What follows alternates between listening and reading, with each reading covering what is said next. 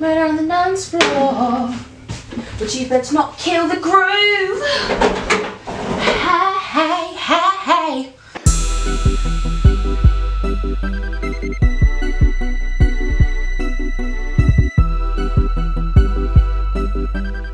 Hey nerds, welcome back to my channel. Today we're gonna sit down and have a conversation, okay? And I feel it's a conversation that not many people have. But before we get into that, please leave a like. It really helps me and I appreciate it. Thank you. And let's get into this. As you can see by the title, we're gonna be talking about what it's like to be a weird black girl or an unconventional black girl. This video is dedicated to all of my weird / unconventional black girls out there. I love you. And what better time to like have this conversation than during Black History Month. Also, happy Black History Month to all my brothers and my sisters out there. I'm gonna be sharing my experience as the weird black girl or the unconventional black girl. So let's start from the beginning. Growing up, I was different from the rest of my family. I talked about this a little bit in one of my previous videos. Y'all know which one if you've been here before. My family would always have movie nights frequently. It was the way that we bonded with each other, and my family would always be watching these movies considered to be classics in the black culture. And I just wasn't really watching those movies, you know? Like, I would glance up every so often, but I wasn't really paying attention to the story or the characters or anything like that. And it was nothing negative at all to this day. It's just I wasn't interested in that at the time. I was really into Disney Channel, Nickelodeon, Cartoon Network, all things that kids enjoy. That was like my area, okay? So the video that I was referring to just a second ago is titled Black Movies I Haven't Seen. I let my family watch it and they had some things to say, especially my aunt. She briefly disowned me after finding out I hadn't seen some of those movies in that video that I talked about. If you want to go check it out, it's this one. It looks like this. Being that I was so different, I was bullied a lot as a child. I grew up in Fort Worth, Texas, okay? So if any of you watching this are from the area, you know what the vibes are, you know, in certain like places, in spots in Fort Worth, Texas. My school was a melting pot of all races and backgrounds, but the two main like heavy demographics that were represented within the student body were black children and Latino and Hispanic children. So all the kids at my school, they were very into like J's, you know, Jordans and Nikes and stuff, and they were listening to hip hop and rap, and that's what like the thing was to be into, like in Fort Worth. Like everyone you saw had on J's or something, or the newest Nikes or whatever have you, you know. Then there was me. I wasn't really interested in having the newest J's or like, you know, Nikes or Roshis, whatever was hot and popping back then.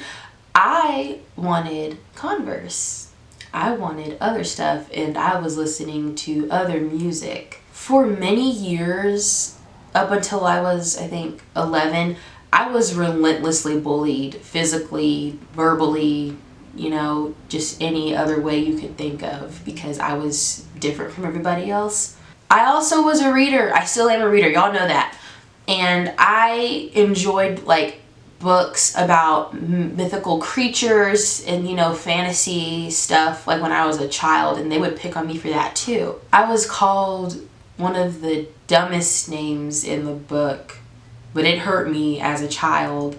I was called an Oreo. You don't know what it is? Fine, I'll explain it to you. An Oreo is a person, a black person who is white on the inside. Okay, that's what they called me. They teased me and called me an Oreo. I didn't fit in anywhere at all. I was too white for the black kids, and then the other kids just didn't expect me to, you know, have the interests that I did, so they turned me away. They had these set ideas of what I was supposed to be into because of the color of my skin. And then when they didn't get that, they were just like, okay, she's weird. We're not going to talk to her. We're not going to play with her. We're just going to, you know, bully her instead.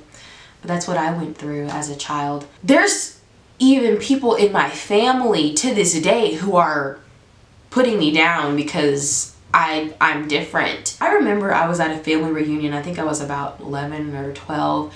And if y'all don't know, like in Black culture, the Black community, family reunions and dancing go hand in hand. Like if there's a dance song playing that's like a line dance or whatever, everybody's out on the floor. Okay, that's what's happening.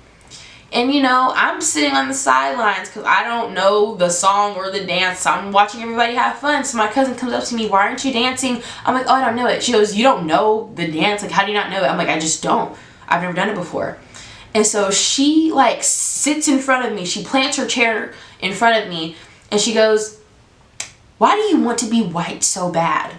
Like, why do you not, you know, like being black? You know you're black, right? And I'm sitting here appalled. I'm just minding my business. And I'm like, what are you talking about? She goes, I hear the music you listen to, and it's definitely not anything like what we listen to. You want to be white. And I'm like, no, I don't. She goes, sure. And then she left. I'm not going to say her name, but that was hurtful.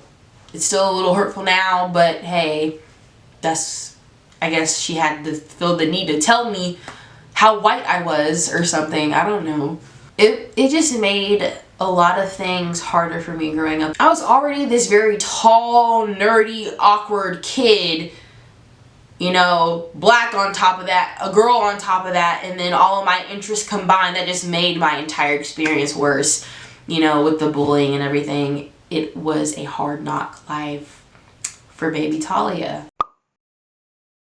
Music, oh my gosh. This is the thing that like trips me up the most in terms of like this conversation. I grew up with great music. My parents, especially my dad, hi y'all, especially my dad, they have a very eclectic taste in music. They listen to anything and everything. And of course, growing up and hearing their music, all of it, that influenced me too. Like I said before, like as a kid, well into my preteens, I was listening to Disney music and Nickelodeon music, all that stuff, and that transitioned into me listening to pop music. My music playlist now consists of pop, rock, alternative music, what else? Indie music. Lots of soundtracks from musicals and movies. I have a little bit of hip hop and rap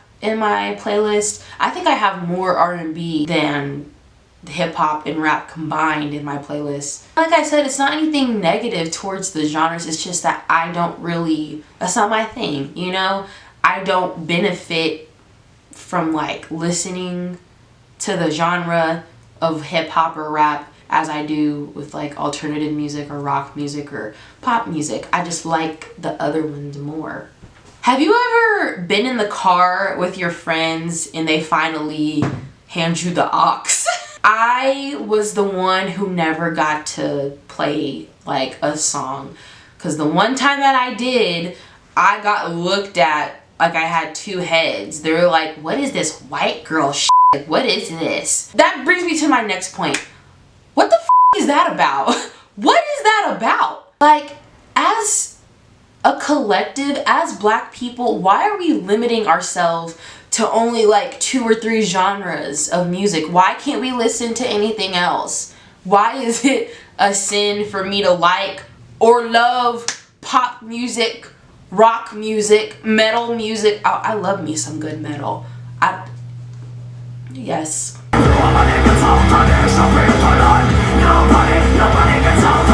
of them a come and them a try flex with it, show them the ragapampa. Watch them and twist, sting like a sky. I have never understood that. That always used to irk me. I'm like, why does it have to be white girl music? Like, what is that about? Just because it's not what you like to listen to and what you think is, you know, supposed to be for a certain demographic or what have you, that just don't, okay?